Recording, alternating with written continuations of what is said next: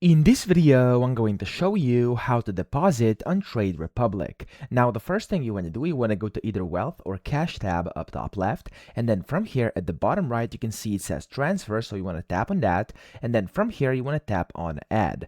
Now, when you tap on Add over here, you'll have to select the payment method. So this is basically the method for your deposit. The first one is card. So if you want to use your card, you can just basically tap on that and then just enter in your card number and then your expiration date and then your CVV over here. And then you can tap on next. You can select how much you would like to deposit, and whenever you do that, you'll be able to go ahead and confirm it, and then you'll be able to deposit that way. So that's the first way of doing it. The second one is Google Pay. So in case you are using Google Pay, you can just go ahead and tap on that, and then over here you'll be able to add a certain amount of money via Google Pay. Just type in the amount, tap on next at the bottom right, and you'll be able to do the transaction that way. And then the third way is via your bank account. So in case you're using a bank account, you can go ahead and just tap on that, and you'll get the info to deposit via bank. So that's basically how to do it. I hope this video helped you out. If it did, please subscribe to the channel and help me out as well.